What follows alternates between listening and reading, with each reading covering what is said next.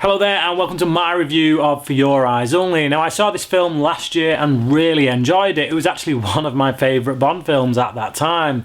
But I've rewatched it again this week in preparation for this review, and let's just see if my opinion remains the same. Let's start with the opening sequence. First, we get a call back to an earlier Bond film, the George Lazenby one actually, on Her Majesty's Secret Service, and we see Bond at the graveside of Tracy. So this shows us that this is actually the same character that each of these actors have played. So any theories about this 007 moniker being used for different people, for different agents, to me doesn't really wash. But anyway, we kick off with this scene and Blofeld turns up. He's never actually named as Blofeld because the filmmakers didn't have the rights at the time, but it's clearly Blofeld. And he tries to take Bond out, and Bond obviously defeats him, and that's that. That's the end of Blofeld as far as this series is concerned. A couple of things about this scene is that I do like the inclusion of it because I always felt we never really got closure with Blofeld. I always felt that was left too open and just kind of abandoned, really. I mean, primarily because of lawsuits, but I'm glad that we do have closure, that the character is finished, Bond has won, and that's that. And throwing the little nod in there to Tracy does kind of, I don't know, it gives that scene a bit more depth, a bit more value, I think, to it being there rather than it just being thrown in, because it is essentially just thrown in anyway. However, the handling of this scene is really quite bad, to say the least. The voice of Blofeld, for a start, is just awful. The dialogue is equally terrible. The moment where Blofeld says, "We can do a deal, I'll buy you a delicatessen in stainless steel." Okay. The music that goes over this scene is also really bad. The music throughout this entire film actually is quite bad. It doesn't really jive with me in the way that some of the previous scores have. I think a lot of the scores through the 80s Bond films have suffered, to be honest. So we get past that opening title scene and we're into the opening credits. Now, I like the song for this Bond film. I think it's a really good one. It's quite melodic and it sticks with me. It's one of the ones that I find myself humming if I'm ever humming a Bond theme. That along with Spy Who Loved Me. But I like the visuals as well. I like the visuals that are on show throughout this credit sequence, and I think we're obviously getting into the music video era, and these opening credits do take a lot of influence from that because we have the singer inside the video as well. So yeah, I think very heavily inspired by the times, really. After this, we're into the plot in which a British ship is downed by a mine, and then a device that is on that ship called an ATAC device is basically the MacGuffin of this story. It's what everybody wants to get their hands on. The British want to get it back, and the Russians also want to get their hands on it. The man that is tasked with finding this device, finding the wreckage of this ship, is murdered along with his wife. His daughter, Melina Havelock, played by Carole Bouquet, I don't know how you pronounce that, she's present at this murder, and this is obviously what spurs her on throughout the rest of the film. To find her parents' killers. Unfortunately, I do not buy her in this scene at all. She is required to show the grief of seeing her loved ones killed right in front of her, and I'm just not buying it. She doesn't have the chops, the acting chops, to really pull off any kind of emotional resonance during this sequence. After this, we get a scene with Moneypenny, and I must say this scene is totally perfunctory. It just does not need to be there. We don't even get the usual banter between Bond and Moneypenny that we've come to expect. We just get this little random scene in which she puts on a little bit of makeup, and quite frankly, she just did not need to be there. It's like they're so stuck into the formula now of having to have Q, having to have M, even though he doesn't actually appear in this film because of the death of the actor that usually plays him, and having to have Moneypenny. So she's literally just there because they feel they have to put her in somewhere. And if you're going to stick Moneypenny in a Bond film, I think there needs to be banter. There needs to be banter between her and Bond, and that just is not here. And so Bond is given the task of trying to find the hitman who killed Havelock's parents. Bond does indeed find the man named Gonzales, but in the process is captured. But thankfully Havelock shows up and basically kills Gonzales and rescues Bond, essentially. But the two go on the run. And we see a rather bizarre sequence, quite frankly, in which some people try and open Bond's car. Now, I must say, how over the top is the security on Bond's car? You try and crack it open and the whole thing blows up? Really? You couldn't have waited until they got in there and tried to start the engine? So without Bond's car, Melina and Bond escape in Melina's car, which just happens to be a Citroen CV. The car chase that follows is actually quite well shot, and I think that's down to John Glenn. I think one of his strong points is action. He knows how to shoot action. However, in the editing process, somebody should have really stepped in and took control of the music a bit more, because the music that's over this scene is really quite annoying. Squeaky is the only way I could describe it. Bond's next lead is to track down the man who he saw paying off Gonzalez, and we're kind of given this scene with Q, in which Q helps Bond by using this device, this kind of facial recognition device. Well, it's one that in which Bond has to describe the man, and the device kind of puts the pieces together to create the face, and it's terribly dated. Way back when this came out, I probably would have bought it. As a child, I would have bought it, but now looking at it, it's so dated, and it's just funny, really, looking at these crazy little shapes that are on screen that Q is putting together, and trying to buy the fact that actually this is going to get us to our man is a bit of a stretch. As I've already stated, this is the first film without Bernard Lee as M after he passed away. Now, rather than getting someone else in to play the same character, they instead bring in someone who fulfills that role but isn't the same character. He's a Minister of Defence, and he's played by Jeffrey Keane, and the character is really unlikable, and that's down to Keane's performance. I don't know, I just find him really irritating. He's very brash, and I don't know if they've done this on purpose, just so that we don't like him and that we feel the loss of M even more, but if that's the case, then it worked. We really feel that loss. Bond heads off to Cortina, Italy, to track down the man named Locke, who was the guy who was paying off Gonzalez,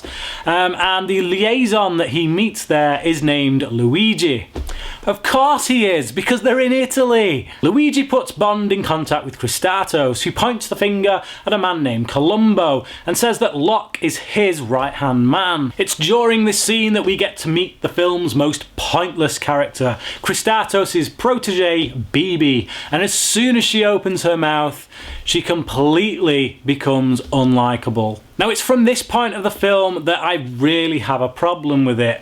There is a large chunk of this film that starts at this point, which is actually completely unnecessary. We will get to a point in a little while where, when you look back, they could have condensed a couple of scenes into one and took out everything between them, and it would have made absolutely no difference to this film except decrease the running time a little bit. These scenes include the return of Melina, who gets into a little bit of a thing with some hitmen who try to take her out, and then we get some scenes in which Bibi tries to seduce Bond. Why is anybody's guess, seeing as he's old enough to be her grandfather. The fact that he turns her down is even more staggering, to be honest, given his track record. And we get some scenes in which Locke and some of his hired goons, including Charles Dance, by the way, if you want to see an early performance by Charles Dance, check this out, try to assassinate Bond. All of these scenes do neither of the two most important things that any scene in a movie should be doing. Should be doing at least one of these, which is advancing the story forward or developing character. None of these scenes do either. This is because everything that Christatos tells Bond in their second meeting, he could have told him in their first meeting, and none of this would have been necessary. So is there anything to take away from these scenes? Well, yeah, I guess the action in them is well shot, it is fast paced, and it's one of the reasons actually that last year when I first watched this that I enjoyed it. And it was only coming back to this film with a critical mind, with the intention to review it, that I was looking at these scenes and I thought, actually, you know what? While some of these are visually exciting and do get the blood pumping, when I look at them within the context of the film, they're pointless. So it's in this second meeting with Christatos that Christatos points out Columbo to Bond. Now, Columbo kind of catching on to this with the help of a recording device, sends his woman to basically seduce Bond in order to learn more information from him.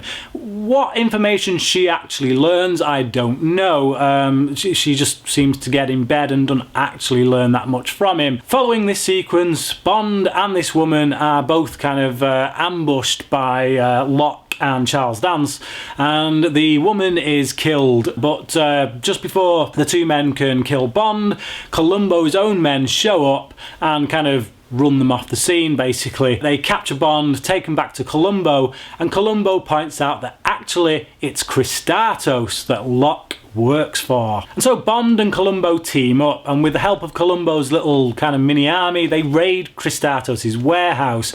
And it's here where Locke finally meets his demise. Well, just a little bit after this, actually. He escapes in a car, but Bond kind of shoots him off the road. And we get what is kind of, amongst Bond fans, has become quite a controversial scene, because Bond kicks the car that Locke is in off a cliff. It's kind of hanging off the cliff and Bond just kicks it off. And a lot of people have criticised this scene, including Roger Moore, for being a little bit too dark, a little bit too sadistic. Whereas for me, it's actually one of my favourite scenes in the film. It shows that Bond does actually have feelings. He does this because of, well, he's taking vengeance for Luigi, basically, the death of Luigi. So it does show that Bond gets an attachment to people, and that when they are killed, when they are hurt, it hurts him. It gets to him in some way. After this scene, Bond catches up with Melina in the ocean, where they are basically locating the ship. And it's during this scene that you really do see just how old Moore is, because when he's looking at Melina under the water, he's kind of got this visor thing on because he's in a wetsuit, and because all you can see are his eyes, you really get to see how old his eyes look. He's got just these really bad bags and wrinkles under them, and you're just like, okay, possibly time for you to be thinking about quitting sometime soon. As I say, Melina helps Bond find the missing ship, and they go down there, unbeknownst to them that Christatos has found it too. He's above them in a ship, and he sends some of his men down. And we get a little fight sequence here that's, like most underwater scenes in Bond films, is a bit slow and a bit plodding, and it just shows that underwater scenes just don't really work when you're trying to make them into an action scene. And so Bond and Melina are captured by Christatos, who takes the ATAC device, and instead of just killing the two of them right away, which any self-respecting villain would do, he does what most other Bond villains would do, and actually decides to toy with them a little bit. I mean, come on, seriously? Scenes like this really do just annoy me. I would rather Bond just escape from their clutches by using his ingenuity somehow, rather than just having the villains be just plain stupid, really. So Bond and Melina escape, obviously, and with the help of Columbo, they raid Christatos' mountaintop hideout. And this is where we get what is, for me, the standout sequence of the entire film. The scene in which Bond abseils up the mountain. Is it called abseiling when you're going up? Or is that just down? Who knows? Either way, he's going up a mountain on a rope, and the scene is just tense. Even now, it's not dated at all as far as I'm concerned, and the use of the various camera shots and whatnot, the stuntman, they never really give away that it's a stuntman. I think it is well handled. Again, John Glenn really knowing how to shoot the action. And it's just a tense scene. It's really well done. We end the movie with a good fight sequence in which Bond takes on Christatos' Russian henchman, and Columbo takes on Christatos himself. Now, you might ask, why doesn't Bond get to be the one who takes on Christatos, as he's the main villain? Well, given the story that we've had in this film, although there's not much of it, the character interplay, it makes sense that Columbo gets to be the one who takes out Christatos. And I do like the fight sequences that are going on here. Again, John Glenn, thanks to his skills as an action director, the fight sequences in his films are always pretty good. You feel the heft of the punches and the kicks. They have real impact that fight sequences in Bond films don't always have. They have been guilty in the past of feeling a little bit limp. The very final scene of the film is really quite annoying. It's really terrible. It's Margaret and Dennis Thatcher, played by I don't know, fairly reasonable lookalikes, but at the end of the day it still just comes off like a spitting image sketch, and I've never been a Thatcherite, so to end on them is quite annoying. Sure, they're poking fun at them, but it's a bizarre sequence. It doesn't belong in this film, to be honest. It doesn't belong in any Bond film, no matter how bizarre Bond gets. And so my final thoughts on this film, well, like I say, I watched this last year. I really enjoyed it, mainly because I was just going along with the action sequences. There was a lot of real standout action in this. But at the end of the day, when you come to this film with a reviewer's head on, it just doesn't work. There's so much of it that could just be tossed away. The characters in them are just really underdeveloped, certain ones anyway. Some just shouldn't be there. It's a little bit of a mess, this film. For that reason, I will give it a 5 out of 10. So there you go, there's my review. Please let me know what you thought of the film, comment below, and until next time, thanks for watching.